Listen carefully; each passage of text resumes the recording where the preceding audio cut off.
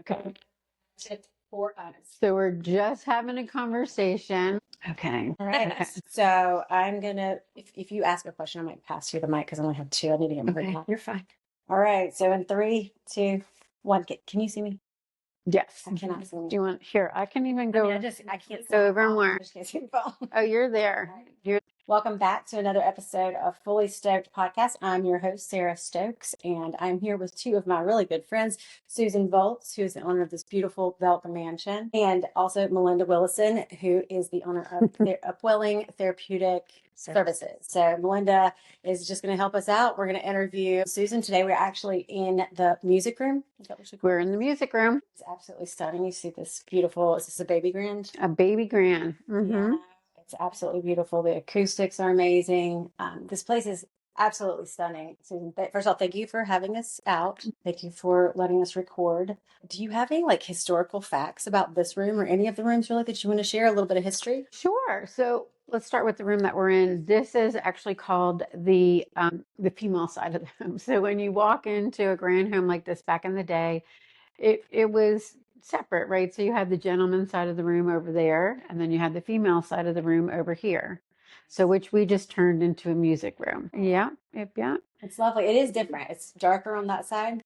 I don't know if that was the way it was. Darker, the original wallpaper. Yeah, we Yeah. painted the ceiling green to bring out the green in the wallpaper.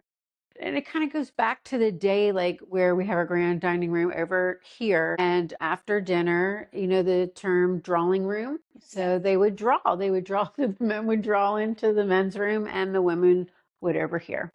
Like draw? Like they would draw into the room after dinner. Okay. I was like, literally, they drew. I didn't know they drew. Okay. They would come into this room. Yeah, it's just beautiful.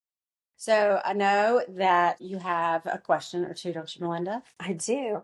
I was curious, what brought you to the Belk Mansion, its importance and significance? Okay. All right. I'm going to try to do this in a Reader's Digest version. So I am a real estate broker by trade my whole life, 43 years.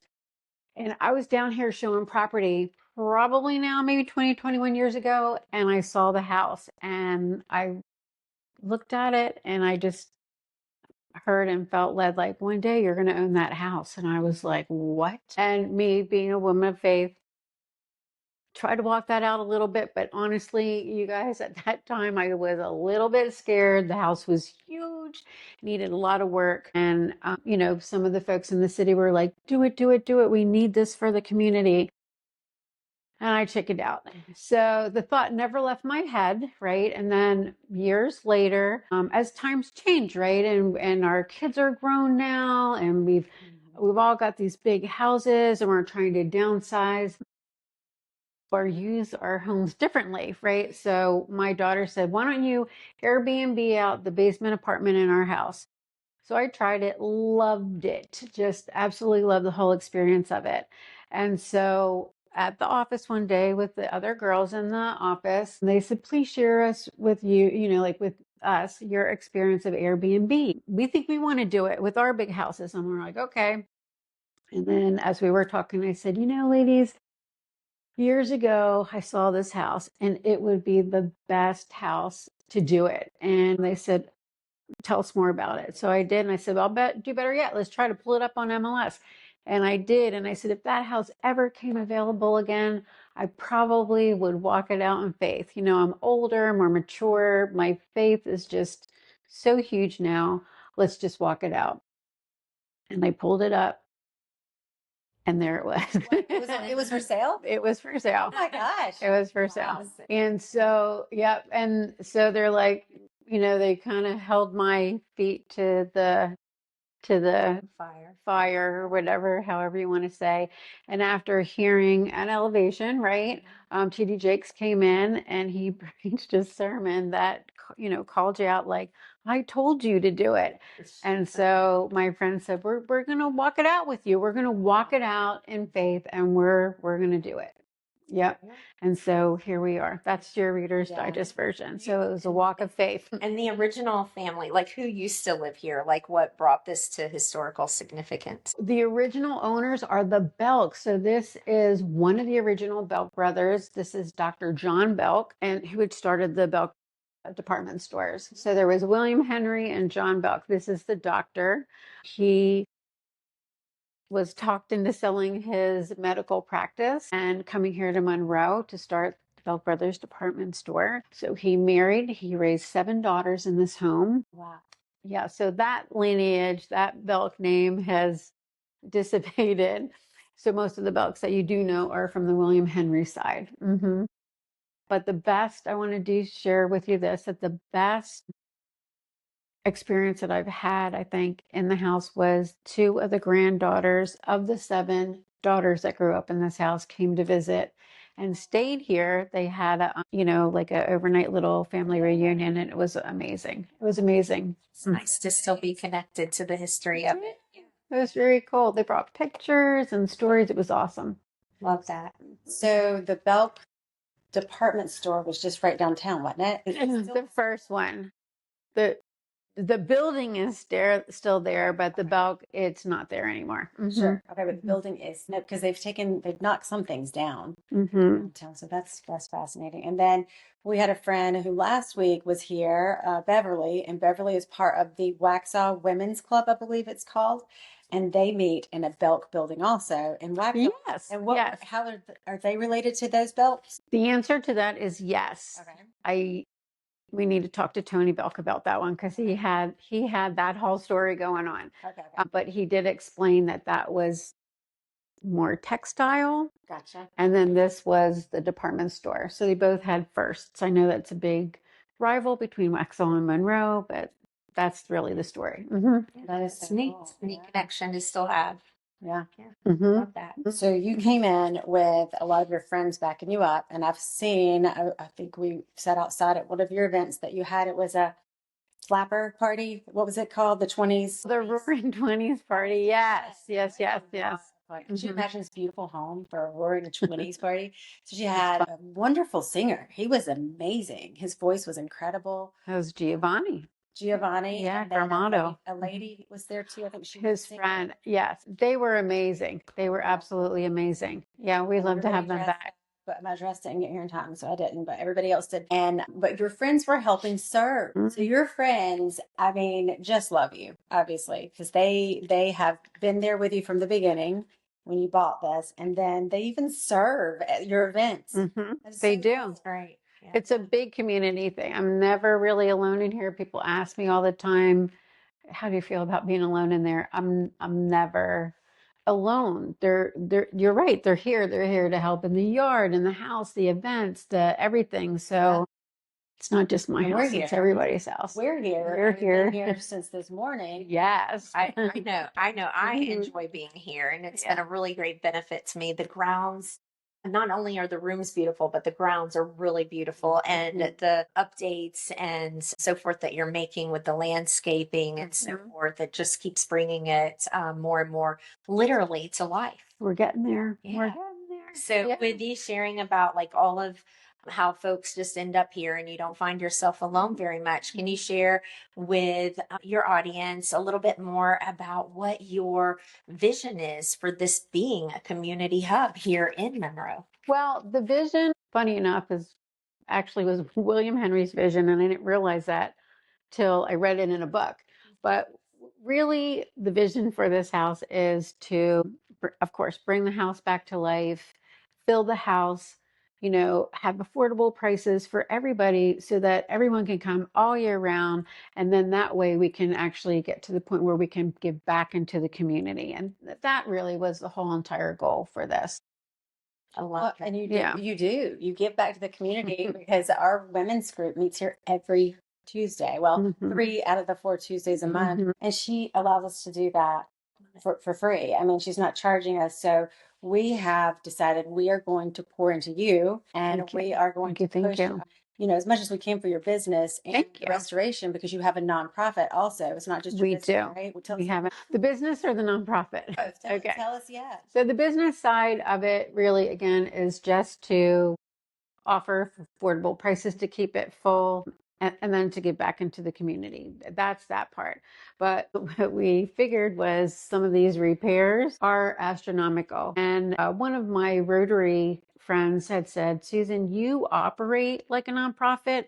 why don't you just get your nonprofit, and that will help actually support you with some of these other bigger things, like the front, maybe adding some bathrooms, getting some things fixed around here, bringing back to life, the carriage house in the back. So we did the nonprofit, and people really like that. And it is opening up more doors for us. So we're excited about that. So as far as your business, tell us about your business.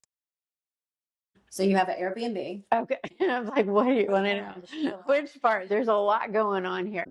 So we Airbnb out the bedrooms upstairs. There's 4. One is huge. It's called the Sadie Room. And the previous owners took the 5th bedroom and then made it a big primary bathroom suite to that.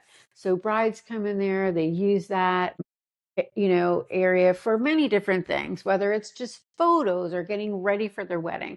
But the cool thing is they get to come back and spend the night, here as well. And then the downstairs is a beautiful space and opening up to the porches and the back patio that we found. And our new addition is the side where we had that landscaped. We got rid of all the old stuff that was there. Again, another community project with Boy Scouts, our TC kids, the neighborhood men, everything. Put that together. So tearing down old things, building it back up with new, so people get married on that side as well. So there's just a lot going on here. Yeah. So, and you're going to have maybe like events, like, I don't know, maybe Melinda might have an event here in the near future. We're hoping Melinda does. Yeah, because the events, they're awesome. I mean, again, big or small, whether it is the wedding, we've had several weddings here, birthday parties, bridal showers, baby showers, meetings. I didn't even know that there was the dairy company came in and held their all day long meeting here and teaching classes. That was amazing, just amazing. People will come in and do videos here of like music videos or just portraits or something. Right. Yeah, so it's kind of cool to see how people really use the property. What has been is that's a lot of really fun things that it sounds like gets to happen here. What has been your best memory being part of making here? Well, the best one, like I said, was the Belk granddaughters. That just brought it all to life, and that was just amazing, completely amazing. I think. And they're all my favorite. Let's just say that. They're all my favorite. They're all my favorite. But I think one of the first favorites was one of our neighbors got married in town at the Grand Victorian. They had their rehearsal dinner here. And the families came in from all over. So the groom's family stayed here. The bride's family stayed down the street in another Airbnb in their house. And there were just people in and out of the house for 4 days. It was amazing. Like that was so much fun because the whole house got used. There was so much laughter, great time, everything was wonderful.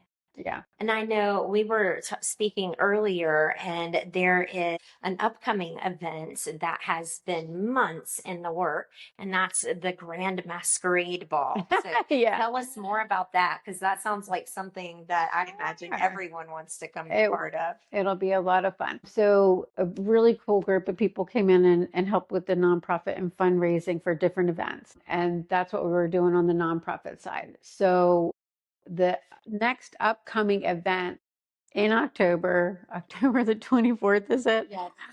It will be the Bridgerton Masquerade Ball, and it'll be fun. I mean, we got a lot of cool things that might lead up to that to help along with that party. Maybe little dancing lessons, things like that. So that's going to be our next big fundraiser. And just to sneak peek for your plans for that evening. Your favorite character? Want me to tell you what's your favorite character? Who's your favorite character? I guess you'll have to come and find out. That's a great answer. You're going to have to come and find out. Yeah. Right. Yeah. Yes. Yeah. If somebody wanted to come, how could they find out about the tickets? Do they need to call you or email you or what? All right. So soon, that's a great question. Soon the advertisement will come on. I think we are going to use a platform for that, for people to buy tickets on there. We did have it before where you could pick up your tickets here. and or at another establishment. We might still do that so that y'all can come see some of the other establishments in the area, which we want to keep it all Monroe, to grow Monroe. So stay tuned for that. Okay. Great. And any other information I will put in the summary so you can check it out in the summary, and I'll include your website, your Facebook page, and Instagram and email and everything like that. So if you're interested in Airbnb here, you can find on Airbnb, or you can contact her directly and she can point you in the right direction. It is a beautiful home. Maybe do you have time to show us like one room before we wrap up? Sure. Which room would you like to see? Let's see. First, you got to tell us what's your favorite room. Well, that room's not ready right now. What about upstairs? Any other? No, that's what I meant. The upstairs, I can show you a bedroom that's ready. The other bedroom, that's one of my favorite with the ensuite bathroom, is not ready. We had guests here, so yeah. Yeah. You have any rapid fire questions before we walk up there? So rapid fire questions. Oh my gosh. So let's start. I'm still nervous. Oh, nothing to be nervous about. You're my friends. Yeah. And so we already started with your favorite room is the suite. Coffee or tea? Coffee. Your favorite piece of history? I'm just going to pick the Belk history now. The biggest misconception about the Belk Mansion? I guess that all the Belks, they're not this line of Belk, because like I said, he had all daughters.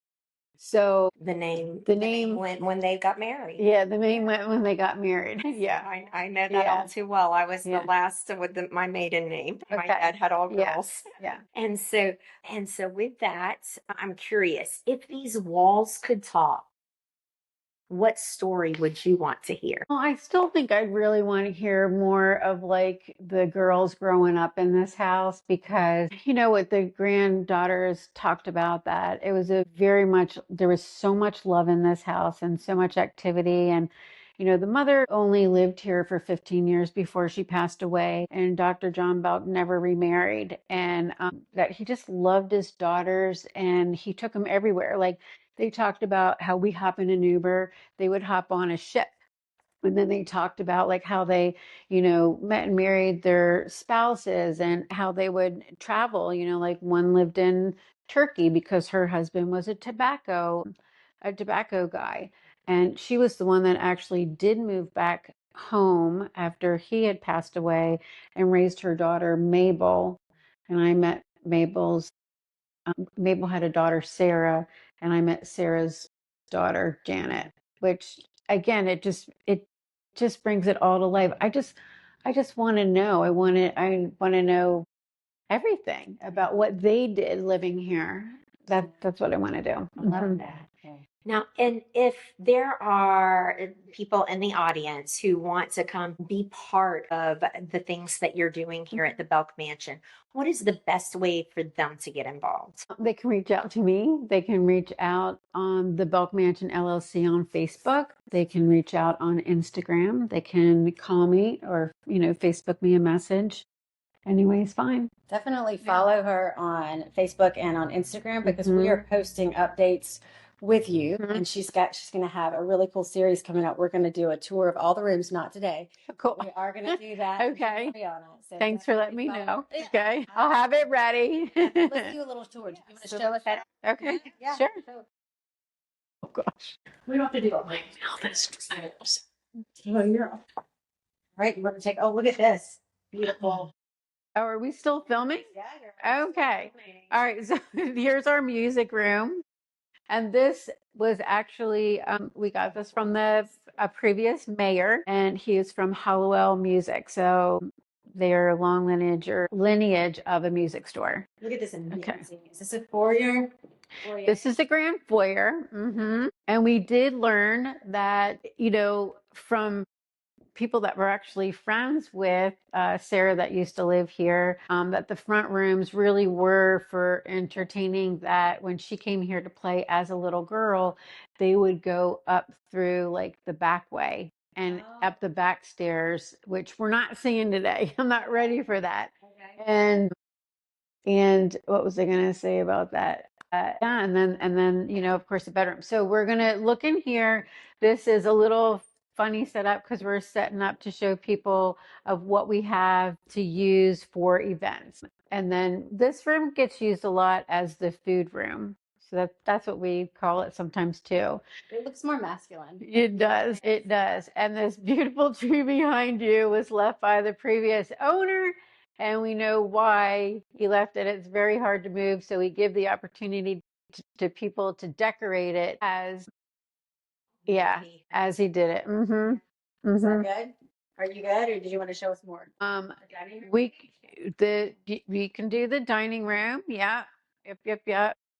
We had our meeting here today. We're still meeting. This is a grand dining room in here. And I could show you one bedroom upstairs if you'd like. Sure. Lots of beautiful built-ins. Mm-hmm. Love the fireplaces in each room. Every one of them's completely different and unique. And the tile tells a different story. Yep, they were coal fireplaces, and the covers on them, I learned, are called summer plates, summer covers. So we're going to go up. And so if someone stayed here, they could come out here. And yeah. You can come here. I'll let you peek in that room right there if you want. That's the Mabel room. Okay. And this set of furniture, lots of donations in this house. People love to donate, and we accepted them greatly. This was one of my neighbors back in Charlotte. She donated this whole set for the Belk Mansion. Mm-hmm. And then if you want to follow me, this is the Hallie Mae room. We're going to scoot in there. We're going to close this right now. Oh, that's the Hallie Mae room. That one is available and open for this weekend if somebody would like to do that. Well, thank you so much, Susan. You're welcome. Thanks for coming. Thank you.